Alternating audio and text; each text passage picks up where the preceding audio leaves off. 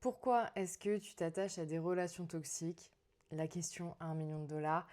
Je sais à quel point cette question, elle peut vous hanter dans le sens où je sais qu'il y a ce truc qui se dit mais pourquoi je tombe toujours sur des personnes comme ça? Je suis fatiguée émotionnellement. Euh, Est-ce que c'est moi le problème? C'est forcément moi le problème puisque je suis le dénominateur commun de toutes ces histoires. Qu'est-ce qui fait que je me retrouve là-dedans? Je veux que vous compreniez bien dans cette vidéo que ce n'est pas un problème de valeur, que ce n'est non plus un problème de malchance, bien heureusement, mais qu'en fait, derrière tout ça, il y a un vrai mécanisme de blessure plus d'attachement. Ce qui m'attire parle de mes blessures et pas de ma valeur. Retenez bien cette phrase. Ce qui m'attire parle de mes blessures et pas de ma valeur.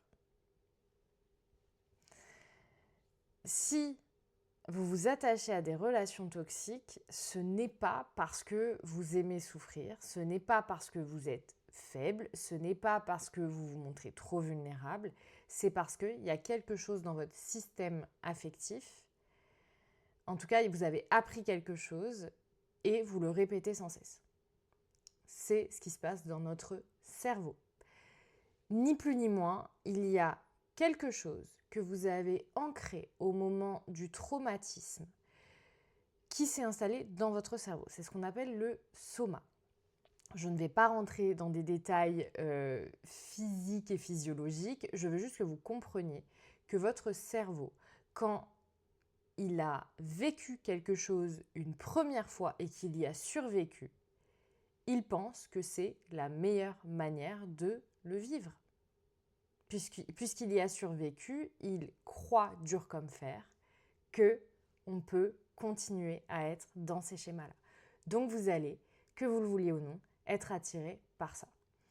La seule façon de faire en sorte que les choses changent, c'est d'arriver malheureusement parfois à ce point de non-retour, à ce point de crise qui va faire bouger les choses.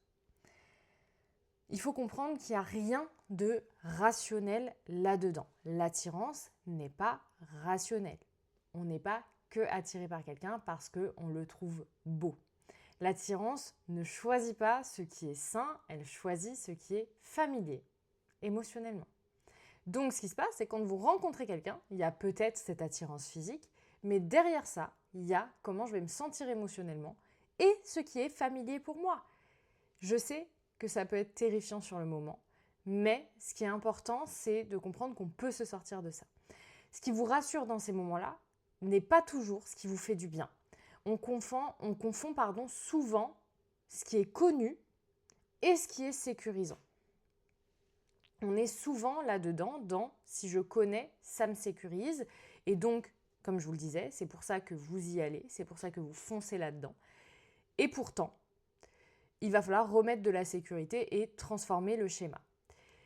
La blessure que vous avez, notamment celle d'abandon, puisque c'est celle de laquelle je parle le plus et que je connais le mieux, va chercher la réparation.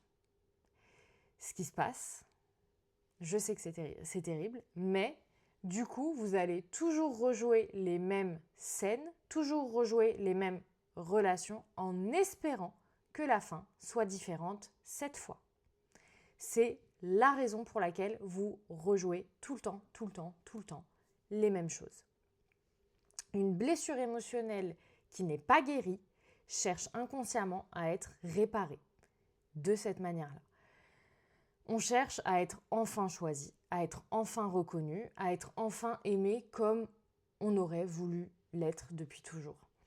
L'inconscient ne cherche pas la souffrance. On ne peut pas croire que à l'intérieur de nous, on va aller chercher cette souffrance-là. Et je sais que parfois on se le dit, on se dit mais je suis débile ou quoi? Pourquoi je me mets dans ces situations-là?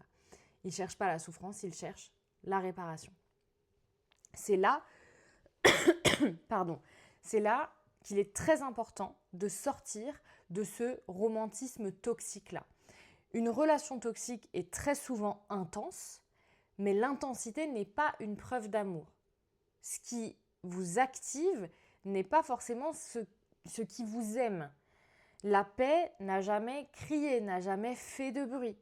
Donc, il y a vraiment un monde entre l'intensité et l'amour. Sauf que si vous avez connu votre trauma à travers une forme d'intensité, c'est ce que vous allez chercher et rechercher et vous allez vous ennuyer dans quelque chose de plus paisible.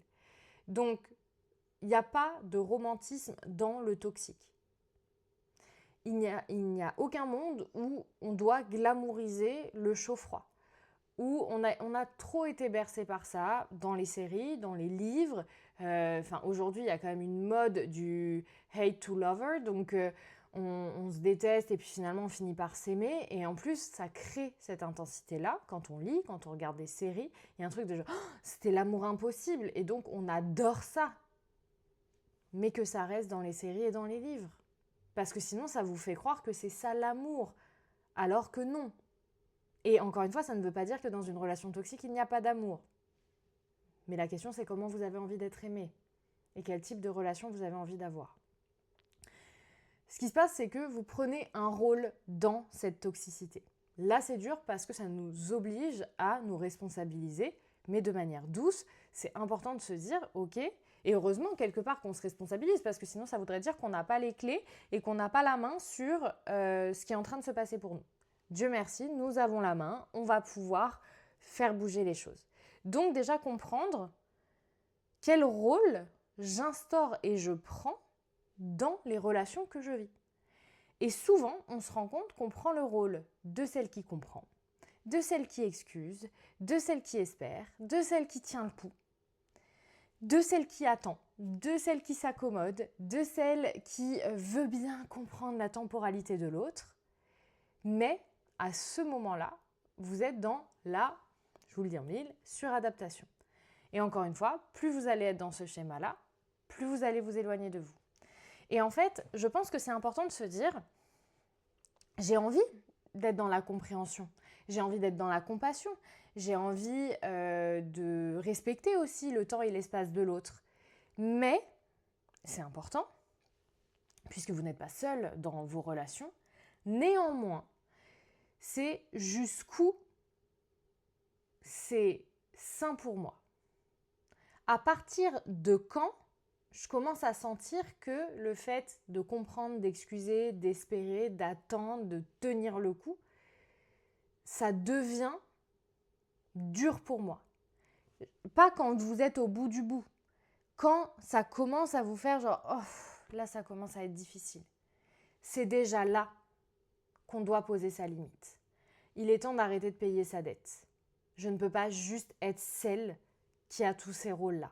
Et est-ce que l'autre tient ces rôles-là pour moi aussi? Souvent, ce qui se passe, c'est qu'on tient ces rôles-là et du coup, la dynamique devient toxique puisqu'on est tout de suite dans un déséquilibre. Donc, posez-vous cette question. Il y a un autre point important dans les relations toxiques, c'est pourquoi c'est si dur de partir. On va normaliser un truc. Ce n'est pas l'amour qui rend le départ difficile. Ça n'a jamais été l'amour. Des couples qui s'aiment et qui se séparent, il y en a beaucoup. C'est l'attachement. Je m'explique. On est attaché à l'autre, mais on est attaché à la projection de la vie qu'on s'était fait avec, au confort, parfois financier, parfois autre, à une forme de sécurité, à l'affection, on n'est justement pas confronté à la peur du vide, à la peur de la solitude. Je pense qu'on a peur, si ça s'arrête, justement du vide, de la solitude, mais d'avoir perdu du temps. Ça, c'est une grosse croyance, comme si vivre une relation, c'était une perte de temps, au lieu de le voir comme une partie de notre vie, comme une expérience. On a l'impression qu'on perd son temps. Alors qu'en fait, rien ne pouvait nous dire que cette relation allait fonctionner ou pas. Je veux dire, si vous restez 10 ans avec quelqu'un et que ça s'arrête, oui, vous n'aviez pas pensé que ça pouvait s'arrêter un jour. Et pourtant, c'est le propre de la vie, ça fait partie de la vie. Mais est-ce que ça veut dire que j'ai perdu mon temps ou est-ce que ça veut dire que j'ai eu la chance de vivre une excellente et belle relation avec quelqu'un? Je pense qu'on ressent qu'on a perdu du temps quand la relation était dysfonctionnelle. Du coup, c'est important de prendre notre responsabilité à cet endroit. Et la peur de ne pas retrouver la connexion, l'amour, l'intensité, etc. etc. C'est à ça qu'on est attaché. La plupart des personnes que j'accompagne et qui ont envie ou qui aimeraient quitter la personne avec qui elles sont et qui n'y arrivent pas, je sens que c'est jamais la peur la peur de juste prendre la mauvaise décision. La vraie peur derrière, c'est la peur du vide, c'est la peur de se dire est-ce que je vais retrouver quelqu'un? C'est ça en fait qu'on me dit.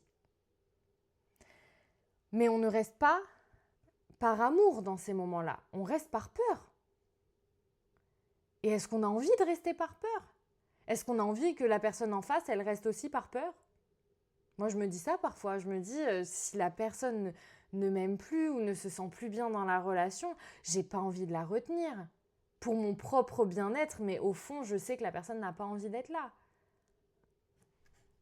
L'attachement, il peut parfois être plus fort que le bonheur qu'on ressent. Et c'est là, en fait, qu'il faut remettre la priorité. C'est est-ce que j'ai envie d'avoir le statut en couple ou est-ce que j'ai envie d'être cette femme heureuse, profondément? C'est là le vrai changement à opérer pour moi.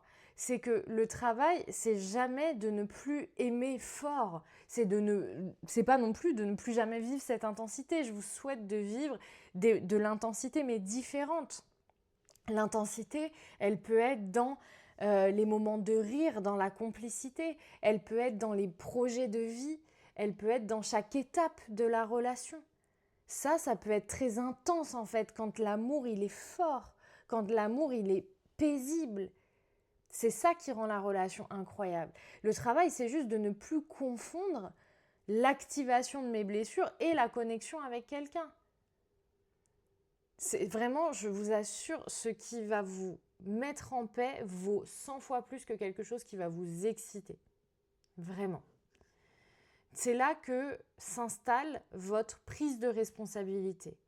Tant que vous croyez que le problème est à l'extérieur, que c'est la faute de l'univers, que c'est la malchance, etc., et que vous le répétez, le jour où vous allez vous le répéter, mais vous allez le répéter dans la matière. Vous allez forcément penser, tant que c'est à l'extérieur, vous allez le rejouer. Parce que vous ne prenez pas votre responsabilité.